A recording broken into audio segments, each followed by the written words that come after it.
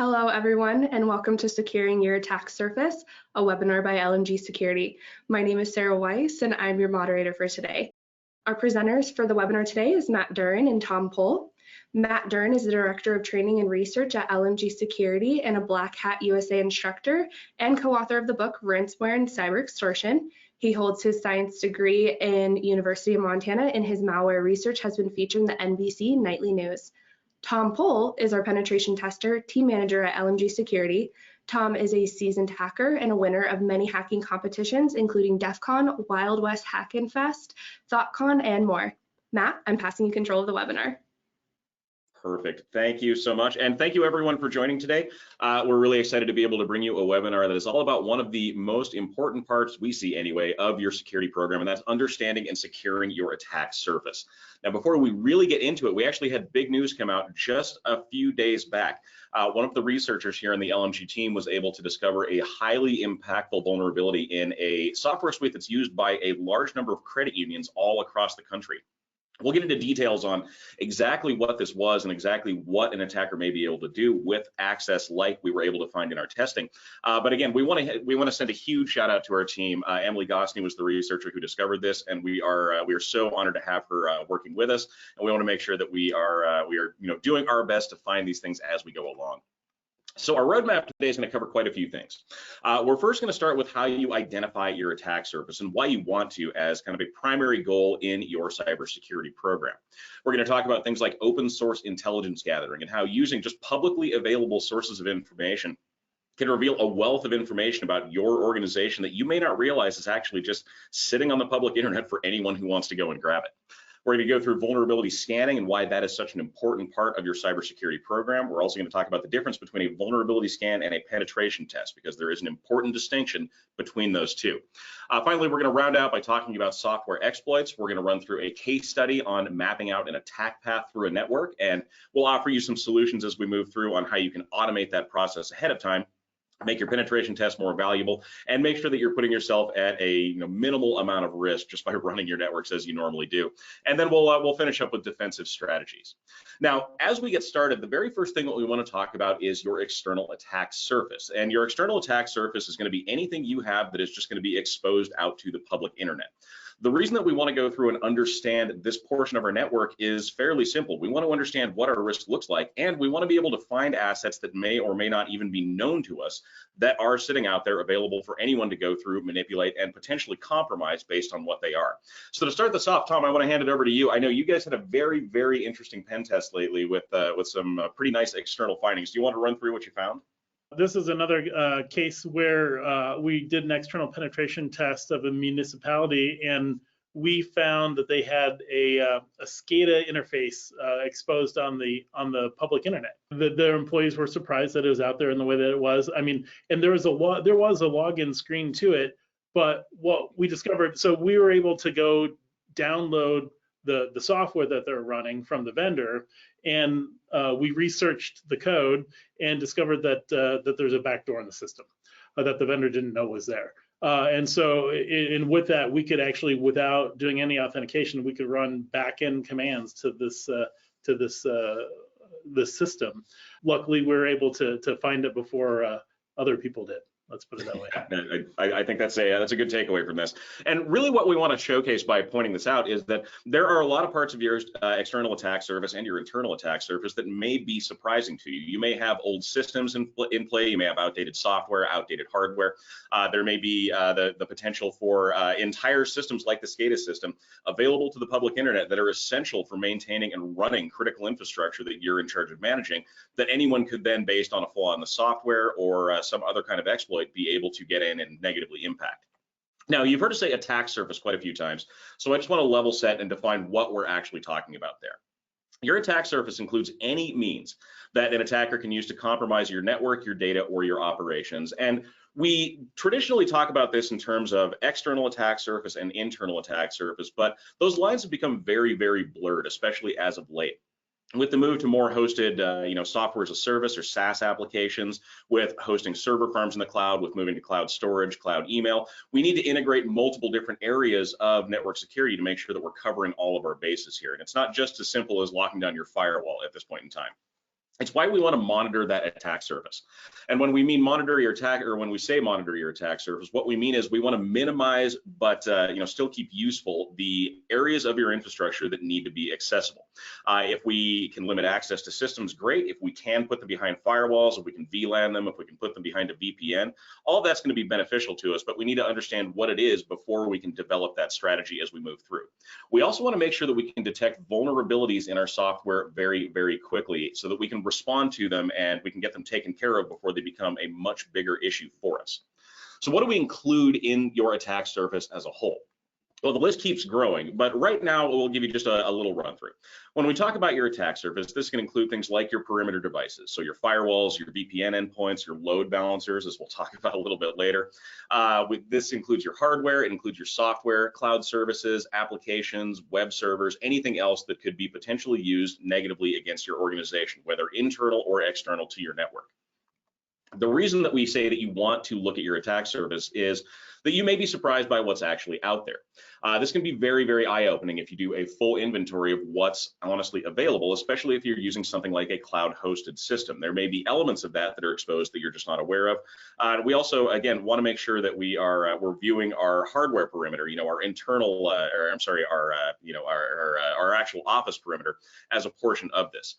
We want to make sure we find things like legacy hardware and software. We want to find incorrect configurations, excessively open ports, overly permissive applications.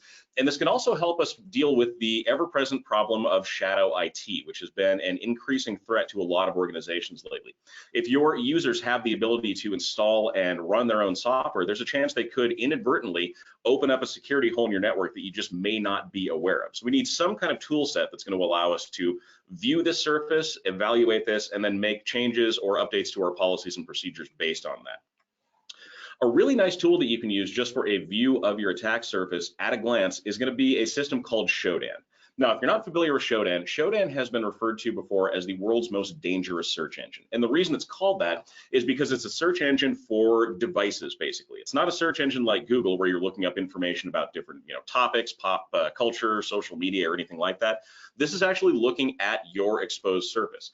All you need to do to get a just cursory view is pop onto the Shodan website.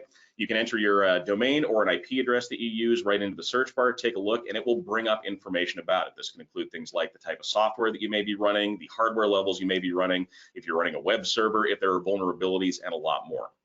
We can also use this to look for, from a research standpoint, open services and vulnerable devices out there on the internet. Here's an example that we pulled back. This is us looking for remote desktop on the public internet. So we just wanted to look and see who out there, in the United States specifically, has a remote desktop system that we could just from the public internet go and hit. If we can hit this system, and especially if there is a weak username and password, we could potentially break into this network without too many hurdles. All we have to do here is just look for the open port. For those of you who are not familiar with it, the port that we're looking for is going to be 3389. That's the standard remote desktop port that we see used in a vast majority of deployments. It's also the default port. But you can see what we found here. This is a remote desktop interface available on the public internet, username administrator. So we've already got most of that puzzle solved. We know the username, we know the location, we know the services we're going to be using. And if we were so inclined, we could just start bombing this with passwords. Because of the fact that there are so many weak or reused passwords out there, there's a somewhat decent chance, if this is not properly secured, that we, from a testing standpoint or an attacker, would be able to break in at that point. We also wanted to point out too that there's over 1.2 million open available remote desktop hosts inside the United States specifically. When COVID-19 first hit, we were tracking this for a little while, and that number actually started to drop pretty well. We were well under 1 million for a little while, but we've seen that move back up as organizations are moving back into normal business operations. As I mentioned before, you can also search for vulnerable devices. Now, we've seen Ivanti endpoint devices in the news very, very frequently lately, having a lot of vulnerabilities that are being actively exploited. And so we wanted to take a look and see if we could find one. Sure enough, all we have to do is run a search for Ivanti devices just by name, and we get a big list back of available devices. Here's one that was being hosted through Amazon, and the Shodan interface actually reports back that there are multiple vulnerabilities that this is susceptible to. So again, if we're doing research on our organization, we'd be able to see that we have this vulnerable endpoint. If we're doing research for something like a pen test, now we know exactly what we need to go after to try to break into that system. All of this is really leading into one of the first elements of your information gathering phase when you're doing your attack surface mapping, when you're developing your security programs, and that's open source intelligence gathering. I've used the term a couple times already, but we'll go ahead and throw out a definition for it. Open source intelligence gathering is collecting and analyzing information from publicly available sources to gather insights and intelligence about yours or another's organization. There's a lot of different uses for open source intelligence that kind of may surprise you when you really get into it. So here's some of the benefits of this open source intelligence system. We can utilize information that's available to anyone on the internet. So most of the time, we're not talking about paid services or subscription services. We can actually go to something like Google, and we can use that as a source for open source intelligence. Oftentimes, these are available for, again, no cost whatsoever. And if there is a fee associated with them, in a lot of cases, it's pretty reasonable. Even Shodan's not that expensive for just a standard license. This is often the first step in an effective penetration test, too. From our team's standpoint, what we'll want to do before we even start to attempt to attack your network is to look at what we can find about it. If we can get information about your organization, your user base, your user names, or the devices that you're using, that just makes our jobs a lot easier, makes it a lot faster for us. There's also defensive uses for this as well. And Tom, I know you've talked about this before. You used to train salespeople to use this kind of intelligence gathering to find other companies' client lists. Is that right? That's right. Yeah, I would help them find the customers of our competitors. Devious, but very effective. And all that information, again, is out there for anyone to see. Here's an example of something that we could do with just basic open source intelligence gathering. Let's think about your cloud email system. When we log into something like Microsoft 365, what do we need to actually access that system? It's usually going to be either 2 or 3 things that we need to access. We're going to need the username, which is going to be the email address. We're going to need the password, and then sometimes we're going to need multi-factor authentication. Although in a lot of cases, multi-factor is not enabled. And this is the case for a lot of online services. Email addresses make great usernames, and so a lot of people utilize them. So what if we wanted to go after your organization? Well, easily enough, we can find the formatting that your organization uses for email. In a lot of cases, this is going to be, first name, last name at company.com, or first initial, last name at company.com, or something along those lines. If we know your consistent format, that means we can do something like jump on LinkedIn, pull a list of your employees, just look at their names, discover the formatting for their accounts, and then we can credential stuff against your system with a big list of breached passwords. If there is a weak password included with one of those user accounts, then there's a fairly decent chance we're going to be able to break in. And we didn't really have to do much in order to start this attack. Again, all we needed was just some publicly available information and a breached password list. The breached password list is something I bring up intentionally too, because this can also work in your favor when you're gathering intelligence about your organization. Now, we just saw recently there was a massive leak of credentials, including usernames and passwords, that we're now referring to as the mother of all breaches. And what actually happened was a company called Leak Lookup, who offers a paid subscription service that will help you determine whether or not your information has been compromised, accidentally misconfigured one of their firewalls. And they left this gigantic archive of information, 26 billion records, usernames and passwords, just available to the public internet. It was available for a very short time. They were able to fix the problem and get it put back behind their paywall. But it does show a really nice illustration of how many of these usernames and passwords actually exist. Now, sites like Leak Lookup oftentimes are pulling these from publicly available data breaches.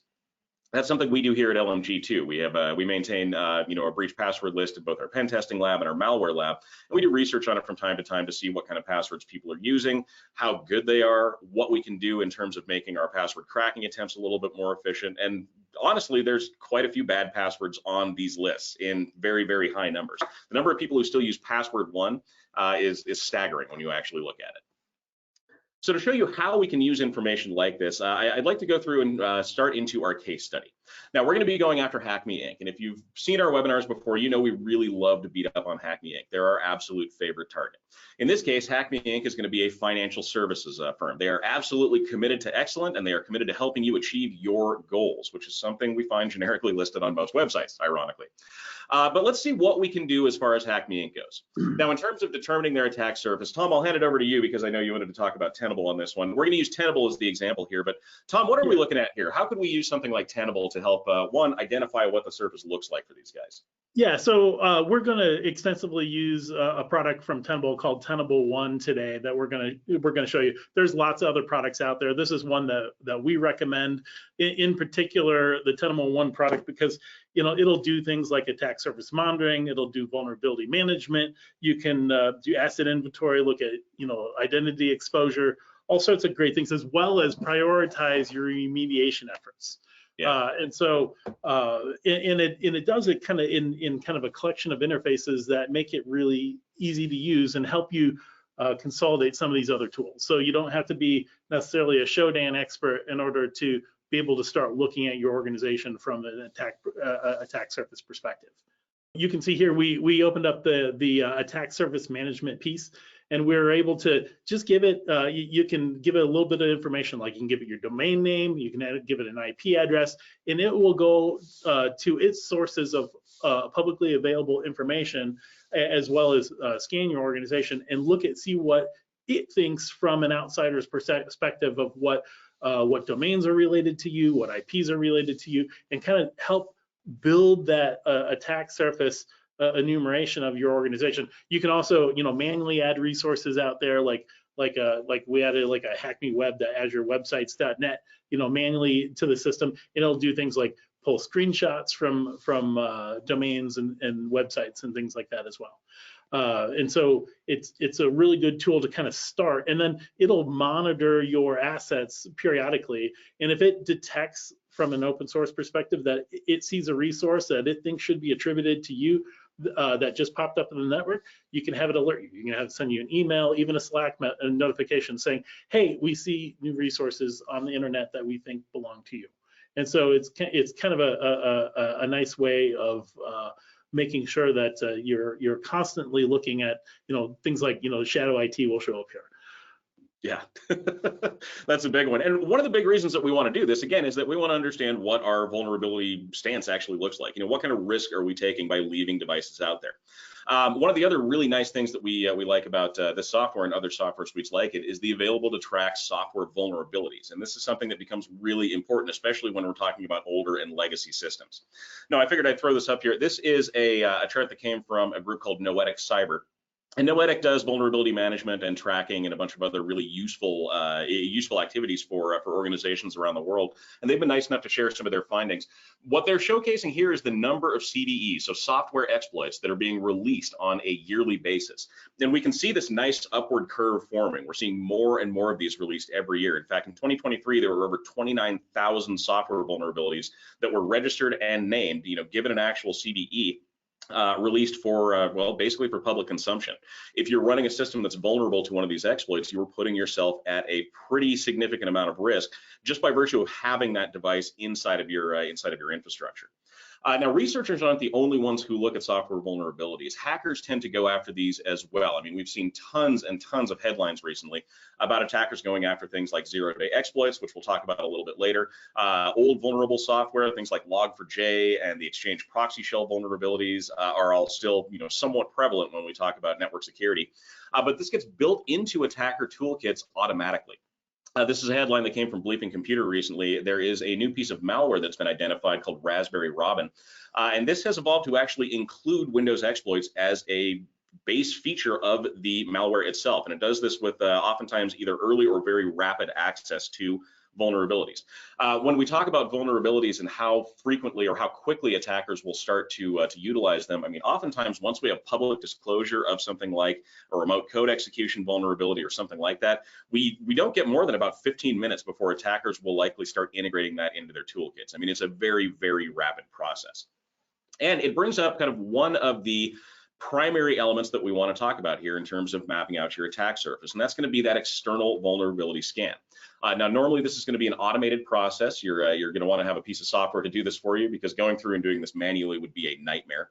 But what we want to do is review and evaluate any internet-facing software or hardware that we have. We want to understand what it's running, what it's vulnerable to, and how we can go about shoring up our security on that one. We also, if we're using software to do this, want a tool available that's going to give us a good comprehensive report, something that we can pass off to other members of our organization, that we can use for tracking of vulnerability management, and a lot more. If you're running into issues with either the availability of scanning software like this, or you just don't think your team has the expertise or time to pull it off, consider a trusted third party. There are multiple organizations out there that will do these scans for you and provide you with reporting. It can be invaluable, and they oftentimes are a pretty inexpensive service. They're very, very economical, and it's, again, a big hit when it comes to your overall security platform. Now, in the case of HackMe Inc., we'll get back to them here for a second. We went ahead and ran a scan against HackMe Inc. And Tom, do you want to tell us what we ended up finding when we looked at HackMe's external perimeter? So once we looked at HackMe Inc.'s external perimeter, we see HackMe had a web service running on an odd port. It was actually running on port 8080, and we saw that it was running this Apache Spark tool. I'm not exactly sure what this thing's for, but we went ahead and found it on the open internet, and see that there's it was running version 3.1.1. So we were a quick Google search away from figuring out that this was exploitable. And so we went ahead and exploited it. So we're looking at this from an attacker's perspective, right? So we were scanning our open internet, the HackMe Inc. web, and found this vulnerability. You can also use Tenable, like here's Tenable Nessus's vulnerability scan of that particular system, and it came back with a high or critical vulnerability, and so it's out of date. So from a defensive perspective, it'll give you, an indication of what it is that is open and vulnerable on the internet. We took it to the next level, and we decided to use this as kind of our foothold into HackMe Inc.'s network, right? So I went ahead and found a proof of concept Husky Hacks put out there that can manipulate the CVE and allow us to get put a backdoor or trigger a backdoor on that platform, and allow us to open connection and be admin level access to a piece of infrastructure that was on the outside of their network, and let us pivot through to the inside of the organization. So that's kind of where we started from. Perfect. And yeah, you can see right down there at the bottom when we run the who am I command to let us know which user account we're in. We are the root user. If we look at the host name, we can see we're in the HackMe web system. And again, this is us now running commands on this host. And we didn't need a username or password to get there. All we had to do was find this on the open internet, find a proof of concept exploit that worked for it, and just make our way in the front door, which is oftentimes how attacks will start. Now we have that foothold in HackMe's network, and this is what we were really looking for. We want a way that we can go from the outside, we can make our way in, and then once we're inside the network, there's a whole slew of other things we can do to expand our access and to really hammer home the fact that we are hacking this poor network.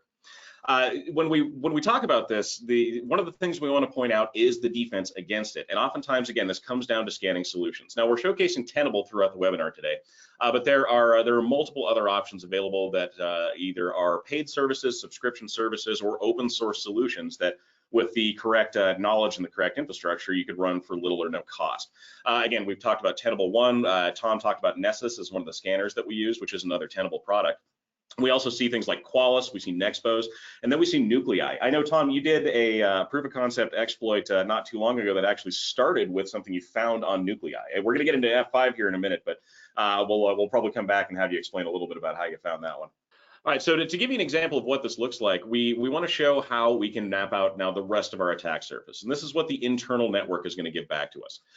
When we're mapping out these services, we want to make sure that we're scanning very, very frequently. There used to be kind of a sentiment that monthly vulnerability scanning was kind of the way to go, and unfortunately for us, monthly is not quite enough at this point. We see software vulnerabilities and exploits being released way too quickly for a monthly scan to be able to effectively catch things. So we recommend actually doing a daily scan of your network, and with a lot of these tools, this can be programmed ahead of time, and it can deliver, again, a very nicely formatted report that will show you things like basically your risk. How many devices were identified with vulnerabilities? How critical were those vulnerabilities? And what is going to be able to exploit those? Having this nice dashboard makes it very, very easy to use. It's all at a glance. It's all contained on a single page, and you can drill down farther if you want to. But especially from like a risk management standpoint, just seeing from a 10,000-foot view what your risk level looks like, just based on a simple scan that can be repeated daily, can be very, very helpful in developing things like your response remediation, incident response policies, and your general cybersecurity framework. Now, this can drill down a little bit farther too. We don't just get this this one big report. We can see what is exploitable and by what on the network. So in this example, we're looking at the frameworks that are going to be able to exploit things that are discovered on our network. In total, we see 177 exploitable elements found on the network. These are all going to be vulnerabilities or other misconfigurations that we can go after, and there's 63 that are critical. We can then go in and see what that list looks like. We also see 45 of these critical vulnerabilities that are exploitable normally by malware, by a malicious actor. So those ones are going to be a high priority too. And down there at the very bottom, we can actually see 50 of these that are just included in the regular Metasploit toolkit, which, if you're not familiar with it, is a offensive security toolkit that's available for pretty much anyone that wants it, and it can make automating these kind of exploits very, very easy for people to do. Now, this brings us to our next point, and that's where we want to talk about your ability to manage these vulnerabilities. How do you go about identifying, remediating, and tracking the security of your network from this standpoint? And there's a few tips that we can give you to really, increase the effectiveness of this program. The very first thing you want to do is, well, have a program. We want to establish a formal management program that will do things like track assignments, track completion levels, and give us a good rundown of what our risk actually looks like. We also need to maintain an inventory of the assets that we actually have. That way, if we do come up with something that is unknown to us or is coming in as a critical vulnerability, we know exactly where it sits and what the interplay is between that system and the rest of our network. If there's a server that we have to take offline for patching or something along those lines, we could inadvertently end up taking down a big chunk of our network or impacting our ability to work for a day-to-day basis, just based on the fact that we didn't know what the interplay between those devices was. We see it fairly frequently. We also want to make sure that, again, we're scanning regularly, pretty much continuously if we possibly can. We want to make sure we're prioritizing based on the risk level, so taking care of our criticals, our highs, as the first and foremost actions that we have, and then moving on to the lower or informational vulnerabilities as we go through. And then we want to make sure we can patch very, very quickly. There's automation tools that can help you out with this as well. One of the things you want to look for in a scanning solution, though, is assistance with these tasks. And again, this is going to be from the Tenable dashboard. This is the remediation matrix that Tenable provides us after it scans the network. It's going to give a list of the patches for Windows systems or the patches for other systems that are available to help remediate some of the vulnerabilities that it identified. It gives us a nice little assignment interface where we can actually put these out to our internal employees, and we can keep track of who's doing what. If we want to know if a vulnerability is still out there, Tenable will tell us. If we want to know if it's been fixed, we'll be able to just look at the report and see. So this can be really helpful in terms of time saving and, again, accountability tracking when we're dealing with these problems. Yeah, this particular tool also prioritizes. So it'll look at it in the context of your organization and put it in priority order of what should be remediated first. Yeah, really, really handy. That way you're not just kind of swinging in the dark at all these vulns that we've seen.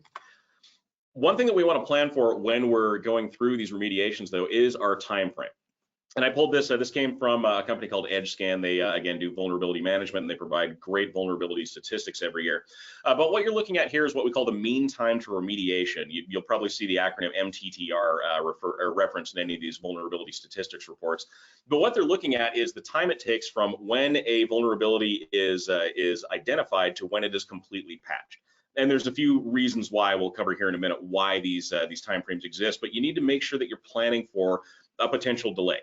You may end up with a system that is vulnerable, available on the public internet, and there's not much you can do about it, at least not right away. So planning for either defense in depth steps or for some kind of compensating control to protect that server can be really useful for us. This isn't even the top of the list, but I figured it'd be about the most relevant to the audience that we have in the webinar today. But healthcare is sitting kind of at the top of this part of the list at 63 days. We see retail at 55 days, finance at 47 days. And while these are long time frames, again, there are steps we can take to minimize the risk that we're taking when we get into these situations. One of the other problems that we have is that oftentimes vulnerabilities don't show up right away in vulnerability scans. We've showed you this chart before, but this one comes from Microsoft.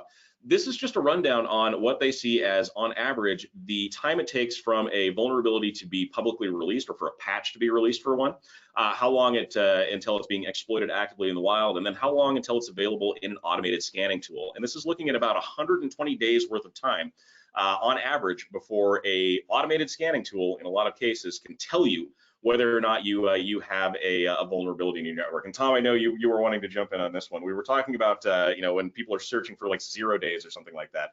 Yeah. How effective is it to look for a 0 day with a vulnerability scanner? Yeah, it's not. I mean, if it's showing up in your vulnerability scanner, you're well past the point of which you need to be concerned about patching.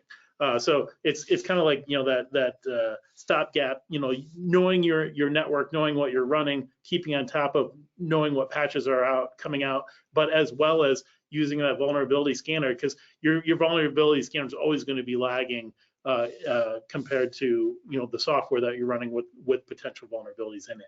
So doing your automated patch management, but then as well as doing your vulnerability scanning, so that, you know, if it shows up there, you know you've got an action item you need to take care of. Yeah, absolutely. Yeah, if it's showing up on your scan, it's a high priority item. You need to jump on that one really quickly. We actually have a really good example of this from the LNG lab, and this relates back to a webinar that we did a little bit. And Tom, I promised I'd let you talk about this. So you want to talk about the F5 vulnerability and kind of where we ended up with that one? Yeah, so, you know, F5 came out with a vulnerability back in October that we were able to exploit, and then we scanned it back in October with the up-to-date vulnerability scanner, and then we did it again, and still to this day, you know, it's not being detected appropriately or consistently with all vulnerability scanners for detecting it as a critical vulnerability on your network.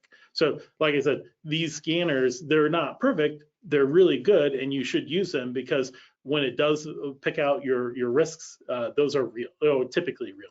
There's, you know, and more, you know, there's false positive and things. That's why you don't just take it as gospel truth. You use this in conjunction with other means and mechanisms to determine the risks on your network.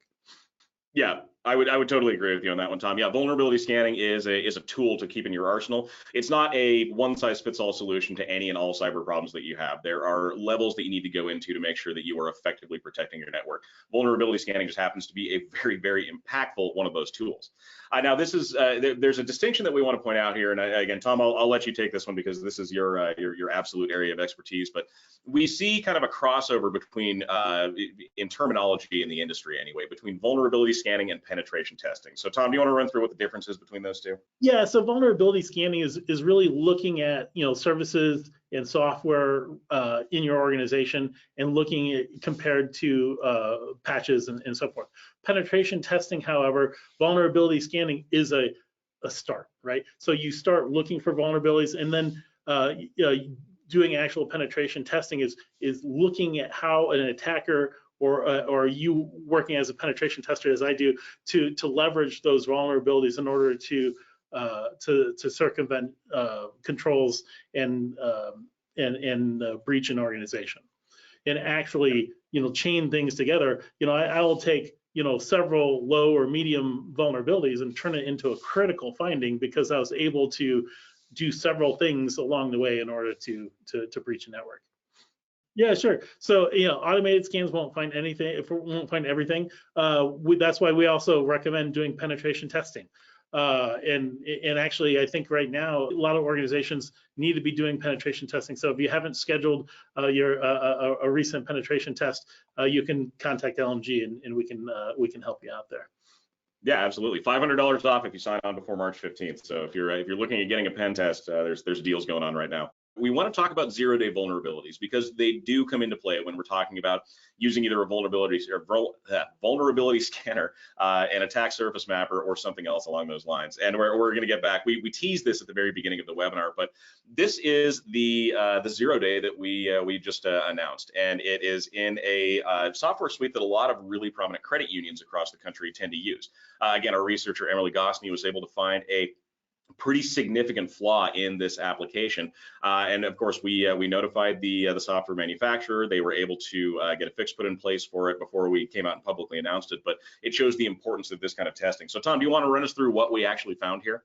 We were testing a client of ours, and that client used the software as a service vendor for their platform, and this is a platform that manages the websites for a lot of credit unions. So when you go to a credit union, and then there's like the login form and things like that you can log into, their platform managed that web page, right? Those web pages in order to get you to like the online banking platform and other things loan calculators and all sorts of other data collection tools on their websites.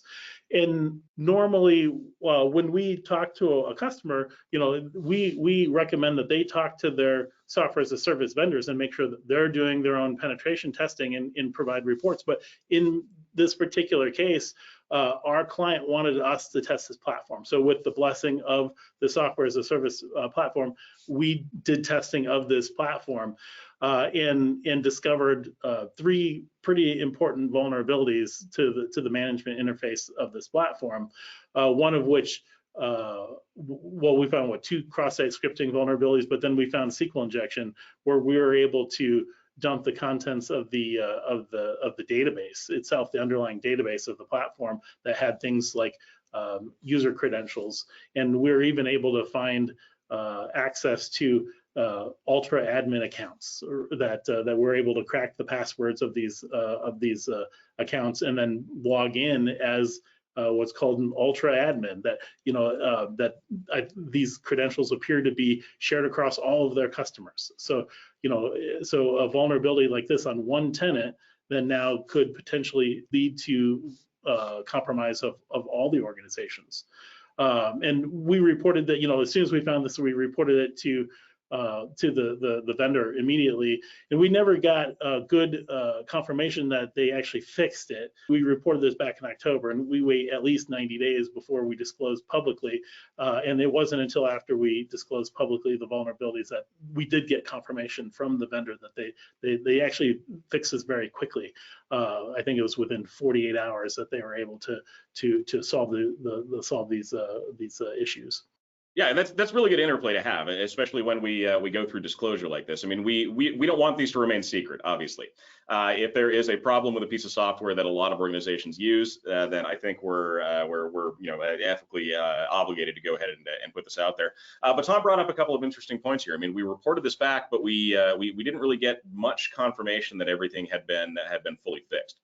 The vendor confirmed after the announcement was made this month that the fix had been put in place and that there was a remediation available for it, but this isn't the case for all vendors. And when you're talking about your vendors and the risk that you take with bringing third-party software into your organization, one of the things that you unfortunately have to basically come to terms with is the fact that you are probably going to be vulnerable, if not all the time, then at least certain periods of time. And you may have a vulnerability that sits out there, a zero-day vulnerability that sits out there on the public internet for upwards of a year, like we saw with the MoveIt vulnerability. There were attackers that had an exploit ready to go. MoveIt had no idea that software was vulnerable, and when the time was just right, the attackers executed their compromise, stole a bunch of data, and have caused havoc across file sharing just based on that. But what we want to make sure you're doing is factoring in third-party supply risk management, making sure that you understand exactly what kind of problems you could run into if a piece of software or hardware that you depend on is compromised. I threw a couple of headlines on here. These are ones that we pulled from last month and this month, and these are again becoming more and more common when we look at cybersecurity headlines. Here's a Fortinet remote code execution bug being actively exploited out there on the public internet. CISA is confirming that and requesting that people patch and update their systems. This is the Avanti authorization bypass. It means you can log into one of those systems without having to know the username and password. Obviously, that's going to be a problem. But we need to factor this in.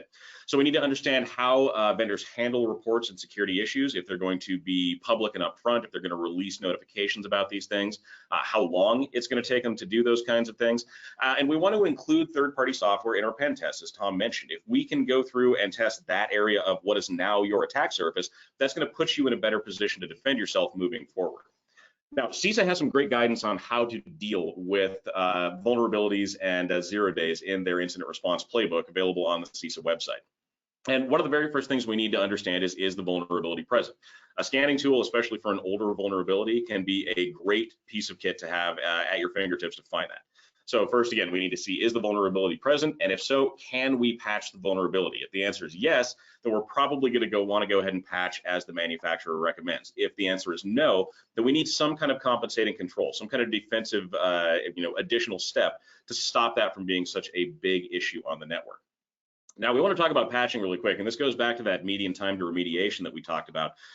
Software updates and patches can be difficult. They can be something that can unfortunately be pretty problematic inside your network. If we do run into a software vulnerability, it may not exist, it may not work, it may break things. And there may be multiple updates that we need to put into play. And I know this is something that most people in IT have had to deal with at one point or another. Patching can be difficult to work with. You also have to decide if you want to be kind of the canary in the coal mine for this new software patch that's coming out. Do you want to be the early adopter, or do you want to sit back and wait, see if it breaks things, and then make your decision based on that? We also want to make sure that you're planning ahead of time for your zero-day vulnerabilities in your incident response plan. And this is a question that we get very, very frequently. How do we go about doing this? Make sure that you're including vulnerability response in your IR plans, especially for unknowns or 0 days. Make sure that you're practicing. So run things like tabletop exercises. Ensure that your IT staff and your responders are up to date on what they should be doing if something like this pops up. And just make sure your roles and responsibilities are clear. IBM's cost of a data breach report estimates that you can save yourself up to $2.6 million off the cost of a data breach if you test and regularly update your incident response plan. So good tangible benefit for running those kinds of exercises. Now, vulnerabilities aren't always bad, and we want to point that out. Sometimes they can be used for good. Obviously, this is not something we want out there for everyone to exploit, but this was an example we saw from just a couple of days ago. The Lockbit ransomware gang was actually taken offline by international law enforcement. They seized control of their infrastructure, their website, and as of this morning, we have headlines that a number of their affiliates have actually been arrested and taken into custody. The theory at this point, we don't have confirmation from law enforcement, but the theory is they were able to break into Lockbit servers because of a vulnerability in that server itself, CVE 2023-3824, which is a PHP web server exploit. The fact that a ransomware gang had an exploitable web server and law enforcement was able to break in and impact their group is a weird kind of turn of the tables that we don't normally get to see. But it showcases that these things can be used effectively for good from time to time. Okay, let's get back into Hack Me Inc. Sorry, we took a detour there. So now we have our foothold. We've made it in through that exposed Spark server. We can see the inside of the network, but we don't have privileged access. We're going to be pretty limited in what we can actually do. So we want to find a pathway here. We want to go from our low level or almost no level user access all the way up to the domain controller. We want to recover accounts. We want to get password hashes. Basically, we want to take the entire thing over. And this is where your internal attack surface comes in. While attackers may get in through a simple set of stolen credentials or a simple software exploit or something like that, expansion and theft of your data often happens because of several other problems that you'll run into in the network. The way we like to describe this is hacking is often basically death by 1,000 cuts. It's often not a single exploit or a single vulnerability that's going to lead to the downfall here. It's going to be kind of a cascading series of events that have to take place. In this path, we're going to go through things like basic misconfigurations, weak passwords, which are a huge problem. Another misconfiguration that we're going to hit along the way, an unpatched domain controller, and this is going to get us to where we need to be. So the hackers are going to start with almost nothing, as we mentioned in this case. We have no username, we have no password.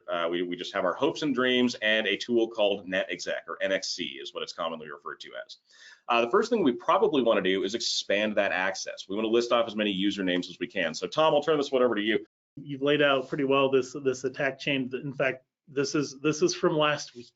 So this if you think this is far-fetched, I see this in about this kind of an issue start in about 30% of our organizations right now. The first thing I do was I use that NetExec tool. It used to be called Crack Map Exec. It was just recently replaced with a different open source project, kind of took it over. But we asked their network domain controller very nicely, without any credentials, like, hey, can you tell me who all your users are? And it came back, and the default configuration is unauthenticated SAMRPC or SAMR protocol, and it will literally give you all the usernames and groups and so forth that are on the domain controller. So without any kind of authorization on the network, I can already get a list of all of your users for your organization. And like I said, about 30% of the time recently, I've seen this as being an issue. And then from there, now that I have usernames, it's a big enough organization, I can try what's called password spraying, where I'm not, I hit every user account with the same bad password. So I figure out a good bad password I'm going to use against your organization, and I will literally try that password against every username for your company. So I'm not hitting one user 10 times, I'm hitting every user one time. And so that's exactly what we did in this particular case. We actually used organization name 1 as the first trial bad password that I was going to use against this organization. So then the next thing is we use that same tool, and it's great. So I made that list of users that I got out of the platform, and I literally you see each line of this screenshot is an attempt with a different username and that same password against every single one, and you see minus, and literally out of these 1,000 user accounts that I had obtained, the last one I tried literally had this as their password. And so once I have a username and a password that works against your organization, then it's go time, right? We're starting to get someplace. And then what we're going to do is we're going to go look for more vulnerabilities on your organization and land and expand our access. Perfect. One thing we want to point out about this is the use of bad passwords. And I know this one comes up in a lot of different webinars because it's a very important part of your cybersecurity program. But the larger you are as an organization, the more likely you probably are to have bad passwords being used by someone along the lines. If you're running a team of 20 people who are all very close-knit and security minded, odds are pretty good their passwords are going to be pretty strong. If you have 10,000 employees, though, the odds of running into something that's either a compromised password or a weak password or something that's easily guessable, like season, year, exclamation point, or organization name 1 or something like that, is going to get a lot higher. So make sure that you're keeping track of the usernames and passwords that are being utilized inside your network. Use something like a password manager to make it easier, and don't put yourself in that bad position. So now, as Tom mentioned before, we have more than we started with. We have a username, we have a password that works, so we have an account we can use to actually authenticate against that system. So let's see what else we can do with this. Like you see the frog in the pot here. The water's starting to get a little bit warm before a frog. Let's jump through. So Tom, what are we going to do here? We're going to search for more misconfigurations, see what we can do? Yeah, so kind of the go-to move that I like recently is I'll, with this username and password, I'll go interrogate your Active Directory, and I'll ask about your certificate authority. Like, do you have an Active Directory certificate authority on your network? And then I can start looking at that for misconfigurations or vulnerabilities. And so in this particular case, I used a tool called Certify. So you can actually, with that username and password that we just found, we can literally say, hey, go see if there's a certificate authority on the network, and then go get all the templates and tell me if you see anything right off that's vulnerable. And sure enough, we look right away and we see that the certificate authority itself has 2 vulnerabilities where we can relay access to gain more access. And so, armed with this information, we decided to chain this together with another issue on a lot of networks where we can elicit or get your domain controller to do a password handshake with us. There you go. Well, we'll get to that here in just a second, but before we go, let's do a quick level set. So one of the things that we're talking about here is the use of digital certificates on a network. And Tom, do you want to run us through, just like in general terms, what a digital certificate actually is? Yeah, so what an Active Directory certificate services will do is basically provide several things. Sometimes you can provide it like identity for encrypting TLS traffic on your network. You can also use it for authentication and authorization. And so there's lots of different ways that these certificates can be used from your Active Directory certificate services environment. And so in this particular case, in an organization's network, you will often use this to control who can authenticate and what can they authenticate to. And if you can get a certificate signed by your certificate authority, it's then trusted by all the other infrastructure in your organization. And so it's very valuable if you can get a certificate issued in order to use it against an organization. Yeah, so just to recap what we've done so far, from the outside in, we found a vulnerable server that was sitting out on the public internet. We exploited that. we were then able to make our way into the network and get just a basic foothold with no username and password. Because of a misconfiguration on the server and a lack of some security controls, we were able to then ask the domain controller nicely for a list of all of its users, which it then gave us. We then went through and reviewed the configuration of the system using the usernames and passwords that we found, one of which was a weak password. We've now found another misconfiguration, and now we're making our way through. And what we're building here again is called an attack path. We'll get into a little bit more detail on this as we round out, but we're getting closer and closer to our ultimate goal, which of course is going to be to take the entire network over as a whole.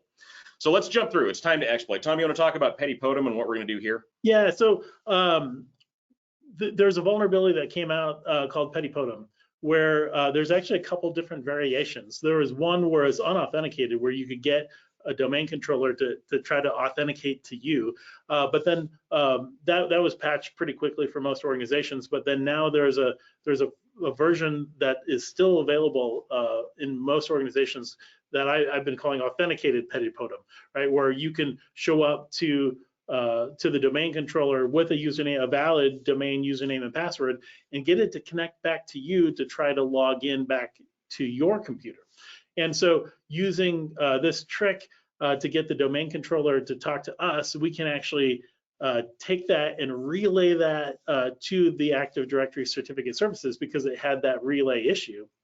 And so that's exactly kind of what we're doing here is we're getting a domain controller to talk to us to do to do a handshake, and then we will send that authentication to their ADCS or Active Directory certificate services and get it to issue us the domain controller certificate.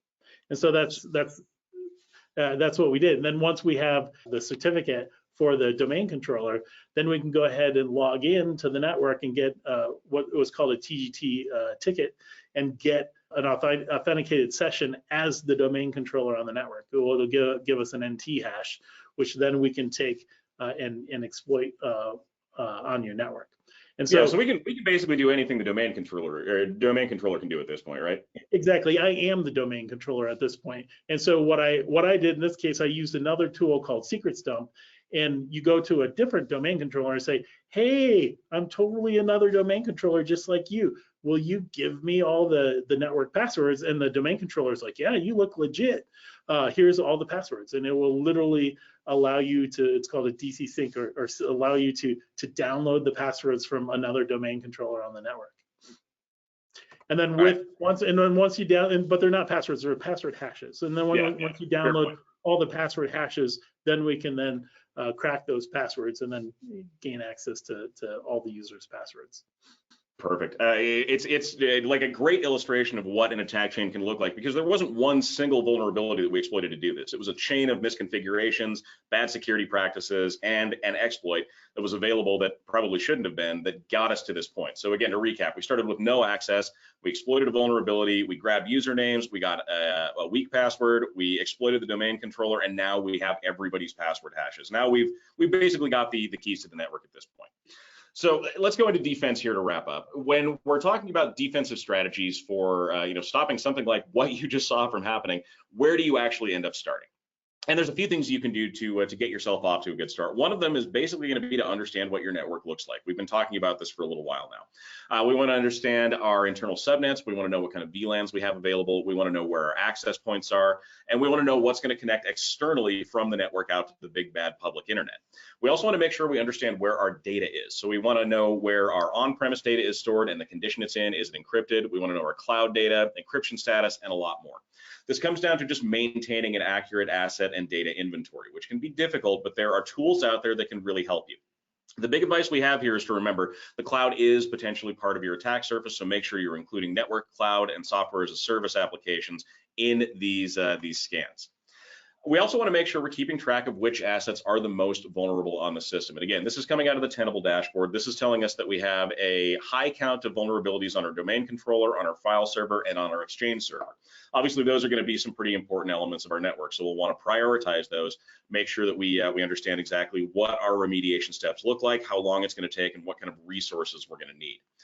We can also stop a lot of this by looking at attack paths ahead of time. And this is one of the features that we're going to showcase here in Tenable right as we end out the webinar. This is their attack path mapping system. So what Tenable can do is work through your network and identify different pathways between different hosts that an attacker may or may not take. Here's one of the examples of it. So this is us starting over on the far side in our Commando server. This is our command and control hub. And it's telling us what we can do. What services can we access? What kind of potential malicious activity could we undertake just with that access? And then where can we go based on that? Here's another example of it. So this is us going from our regular foothold server all the way up to the domain controller using another software vulnerability. And here's how Tenable says this could go. We have our regular foothold, which we could then use to what's called sniff the network. What we're doing here is basically identifying what's what and who's who. We want to be able to find the domain controller, which we can do just by looking at network traffic in a lot of cases. Next, we're going to find a vulnerability in that domain controller, which we can scan for using other tools. An attacker could use something like a vuln scanner against you in this case. And using that vulnerability, we've now made it all the way into the domain controller. So we've gone from nothing all the way up to, well, basically having the entire network at our fingertips. All right, so again, we want to make sure people understand here. It's not usually single vulnerabilities. This is a cascading series of failures that we're going to run into. We have unpatched software, weak passwords, misconfigurations, compromised credentials, overly permissive user accounts. There's a lot more that we need to be keeping in mind. That's why we want to understand these problems. We want to integrate them into our plans, and we want to, again, make sure we have a cybersecurity program that addresses these. A lot of the stuff can be covered in our top security controls of 2024. The ones we covered specifically today: data and asset inventory, scanning and vulnerability management, penetration testing, supplier risk management, and incident response testing and training. Including these as high-level elements to increasing your program, again, can be very beneficial and can save you a ton of time and hassle in the long run. All right, well, that wraps it up for us. Thank you guys all so much for joining. We'll stick around for a few minutes for some Q&A. If anyone has any questions, feel free to throw them into the chat. But Sarah, I'll toss it back over to you for any questions that we received. Thank you, Matt and Tom. We do have a few questions that did come in from the audience during the presentation. How often should I be scanning for vulnerabilities? Yeah, this is again, this is one we get very, very frequently. Vulnerability scanning as a whole should be, I mean, basically as close to continuous as you can get it. I think Tom, you said the default for Tenable 1 is once per day for every scan batch that you put through. And more than that, if you batch them into different scans, you could create like your 8 a.m. scan, your noon scan, your 4 p.m. scan. So you can mix and match. So you can do, I think the lowest it'll let you do on that tool is once per day per scan type. Or per there you go. Yeah. So you just set up a second scan or a third scan. Yeah, the big thing you want to keep in mind if you're running scans like that frequently, there may be attacks on your network resources, so make sure you're not excessively scanning, but you want to scan pretty frequently. Perfect. Well, thank you guys. The last question we have is, how can I manage vulnerabilities with a small team? Good question. So when we're talking about resource constraints, especially when we're talking about like your IT or security teams, vulnerability scanning can be something that can be automated in a large number of ways. You can get things like alerts for new vulnerabilities. You can get automated reports generated for you. So if you're using an automated software suite to do this, it can be hugely beneficial, and it can really make the efficiency of identifying and remediating vulnerabilities a lot better, especially for smaller teams. If you have the team size where you can have people doing manual scans across the network or using other scanning utilities that dive a little bit deeper, great. But for the most part, we say go with an automated solution. It's going to save you a ton of time and hassle. Thank you, Matt and Tom. Once again, this is Sarah with LMG Security. We'd like to thank everyone who attended. Thank you, everybody, and have a wonderful day. Thank you so much, everyone. Again, my name is Matt Duran, Director of Training and Research for LMG Security. If you have any questions, please feel free to reach out at any time. We would love to hear from you. You can reach me at info@lmgsecurity.com, find me on LinkedIn, or follow us on Twitter. Thank you so much, and we'll see you next time.